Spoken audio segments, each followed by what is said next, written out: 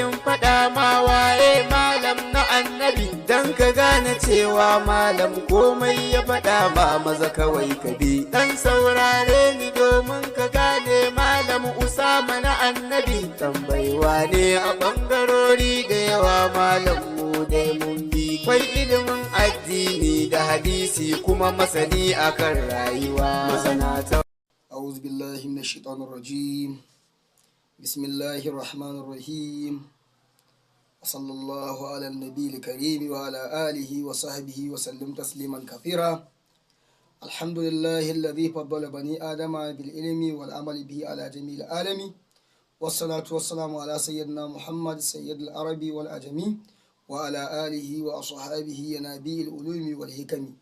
wa ba da al'umman duniya mai albarka, barkanmu da wannan lokaci, barkanmu da sake shigowa cikin wannan tasha tamu mai suna masana tauraron dan adam, tare da ni karamin almajirinku kuma karamin ɗalibinku Usama na annabi.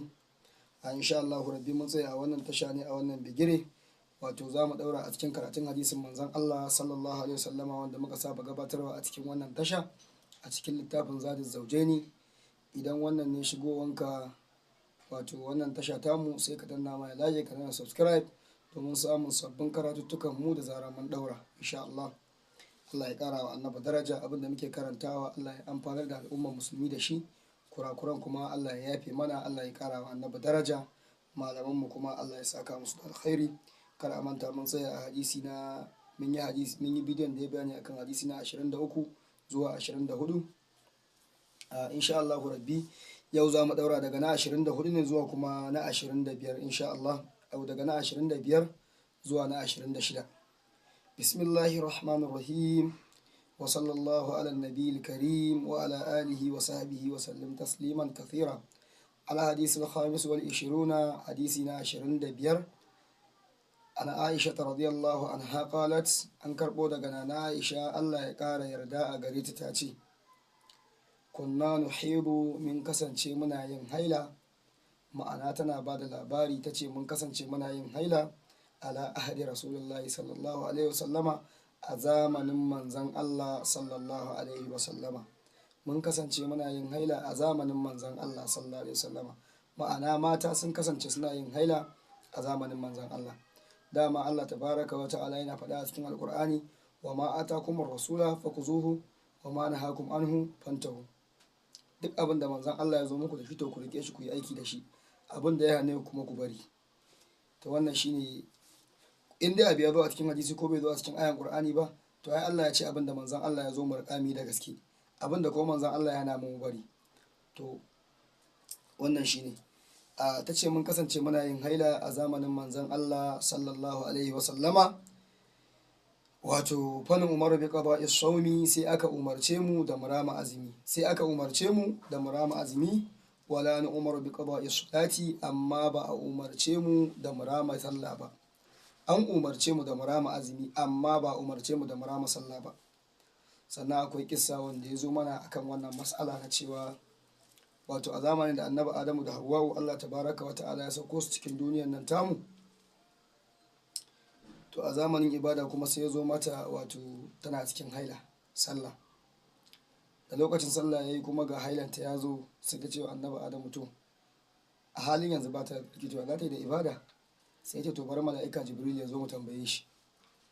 Mala'ika Jibril ya zo sai aika ta, to kai gashi halin da Hawwa'u take ciki, to ya za a yi? Shin za ta bar ba za ta yi sallah ba? Shin za ta rama sallah daga baya in jinin ya dauke mata ko kuwa? Sai mala'ika Jibril ya to bari je tambayo. Sai je tambayo a can wajen zatin Allah tabaraka wa ta'ala. Sai aka ce masa, wato an yafe mata sallan, ba sai ta rama ba. Tun daga nan kuma ya zama in mace tana yin haila to ba sai ta rama sallah ba. Sannan kissoshi da sun zo da yawa akan haka, amma dai wannan ga yadda take. Sannan kuma lokacin da kuma shi ma azumi ya zo, sai ba ta yi azumi ba, an ba ta dama ta ci abinci ta kuma daga baya kuma ta ci abinci lokacin azumi ya yi, saboda tana cikin wannan halin lalura. Amma azumin nasu ba irin namu ba ne. Sai aka ce to yanzu ya za a yi? Sai annabi Adam ya ce to ai Hawwa'u lokacin da kike cikin halin wannan lalura an ce ba sai kin rama sallah ba, to ainihin azumin ma ina ganin ba sai kin rama ba, kawai ba sai kin rama ba.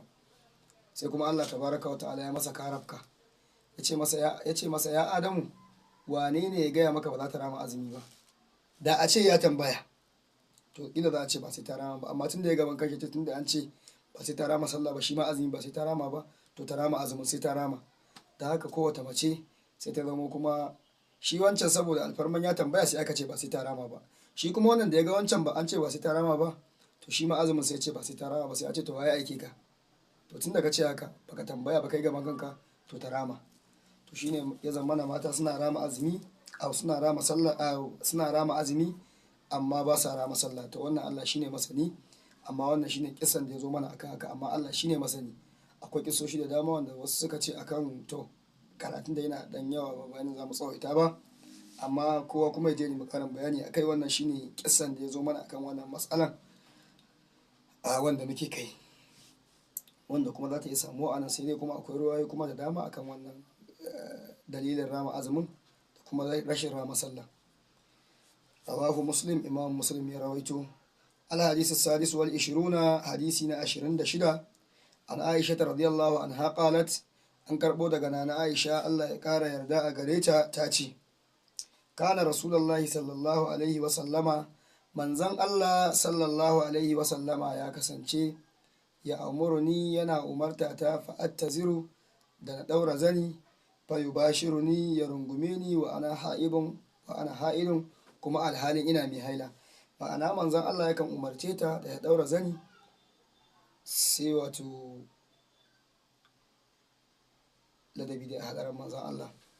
Wato abin da yake so a koya mana anan shine idan mace tana cikin halin rashin tsarki, ma'ana tana cikin halin al'ada irin nasu na mata, to su Yahudawa sun kasance idan mace tana al'ada, za mu cimma hadisin a gaba, ba sa cin abincinta, ba sa cin abinci tare da ita, za a ware ta gefe ba ta ba shigowa cikin mutane.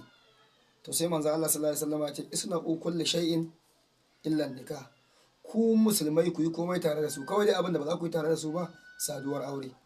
Dan haka wasanni zai dauke sha'awa ko biyan bukata duk ba a hana ba, kai dai kawai abin da aka hana ka idan mace tana cikin halin al'ada, kar a kusance ta har sai ta samu tsarki kuma ta yi wanka. Amma sauran abubuwa dan wasanni na ma'aurata duk bai haramta ba. To Allah ya bar mu da annabi.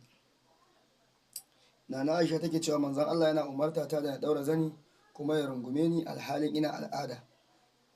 To wannan shine kadai abin zan ya faɗa anan, saboda kaffa da kame baki a halaran a janibin manzon Allah sallallahu alaihi wasallam. To Allah ya bar mu da annabi, Allah ya kara wa annabi daraja. Rawahu Bukhari wa Muslim, Bukhari da Muslim suka rawaito wannan hadisi. To Allah ya bar mu da annabi, Allah ya kara wa annabi daraja. Wannan shine hadisin mu na yau, sai kuma mun haɗu za mu tashi aya 37 insha Allah, 27 insha Allah. Abinda aka ji kuskure wannan daga mu ne, ba mu tsaya mu rike karatun da kyau, kuma dama mu ɗalibai ne, an ji gyara sai a mana gyara insha Allah rabbi, za mu dau gyara. Abinda kuma muka yi na daidai to wannan fa'ila ce daga Allah da kuma ijtihadi irin na malaman mu, Allah ya saka musu da alkhairi, Allah ya kara wa annabi daraja. Kurakuran kuma daga mu ne, sai a yafe mana, a mana afuwa. Dama mu ɗaliban ilimi ne, ba mu kai mu kafa kyamara mu ce wai za mu karanta hadisin manzon Allah ba. To amma saboda duk abin da ba za ka iya yin sa gaba ɗaya ba, to kar ka bari duka ka iya abin da Allah ya hore ma.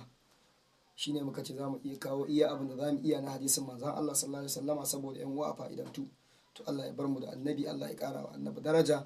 Subhanaka Allahumma wa bihamdika, ashhadu an la ilaha illa anta, astaghfiruka wa atubu ilaika. Kar da amanta ai liking, ai subscribe na wannan tasha ta mai suna Masana Tauraron Dan Adam, tare da ni almajirin ku Usama na Annabi.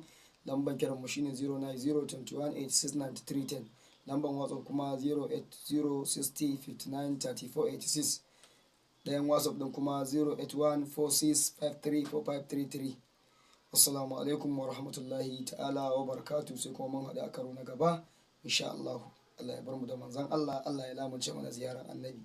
Assalamu alaikum.